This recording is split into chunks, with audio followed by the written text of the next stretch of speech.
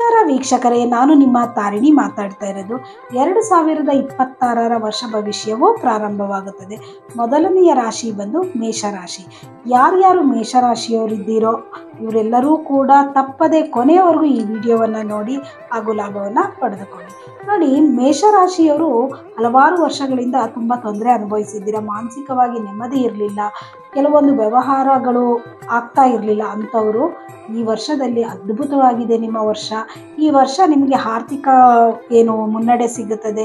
ಹಾಗೆ ಕೆಲಸ ಮಾಡ್ತಾ ಇರುವಂಥವ್ರಿಗೆ ಮೇಲಧಿಕಾರಿಗಳಿಂದ ಪ್ರಶಂಸೆ ಸಿಗುತ್ತದೆ. ಹಾಗೆ ಮೇಷರಾಶಿಯವರು ಯಾವುದೇ ಹೊಸ ವ್ಯವಹಾರ ಇರ್ಬೋದು, ಕೆಲಸ ಇರ್ಬೋದು, ಅದನ್ನು ಶುರು ಮಾಡೋದಕ್ಕಿಂತ ಮುಂಚೆ ನಿಮ್ಮಲ್ಲಿ ನೀವು ಆತ್ಮವಿಶ್ವಾಸವನ್ನು ರೂಢಿಸ್ಕೊಳ್ಳಿ. ಹಾಗೆ ಧೈರ್ಯಂ ಸರ್ವಥಾ ಲಕ್ಷಣಂ ಅಂತ ಧೈರ್ಯ ಇರಬೇಕು ಯಾವುದೇ ಕೆಲಸವನ್ನು ಮಾಡಬೇಕಾದ್ರೂ.